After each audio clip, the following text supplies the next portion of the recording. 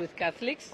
I just was disappointed and heartbroken by the statement that was made by the Catholic bishops. And I say this with a heavy heart because I am a Loreto girl. I went to Loreto Convent Matunda. I hold the Catholic Church in the highest esteem because they have molded me to who I am today. When I listened to the way they spoke, I told myself they've moved away from the spiritual realm, or helping us with our spirituality and moving into politics and playing to the gallery. I believe that if my bishop believes that there are things that are going wrong, they can actually seek an audience with members of parliament and castigate us and tell us the direction that we should go and to pray for us. And also, I know that the bishops of every type of church in Kenya, every denomination, can get an audience with the head of state today, because our head of state has leaned on the church for all his life.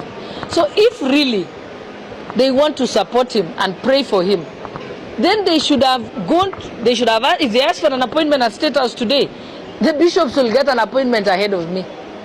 And they can get an audience with the president whenever they seek it. So they could have called the president aside, told him what they believe is going wrong, advised him on what they think should be corrected, and also pledged to pray for him that he may be able to correct whatever they think is going wrong. But when you go and castigate him and the government in public, are you really trying to resolve the problem, or are you trying to play to the gallery and to play into a political realm? That is exactly what they were doing. Because I also believe, even when I have done something wrong, my pastor is not going to go on public television or in front of the church in the pulpit and castigate me. He will ask to see me in his office in church, or he will ask to visit me at my home, and he can be able to tell me off there in my own home, privately, because that is what somebody does when they want to correct you. Do you go and stand in public and castigate your friend?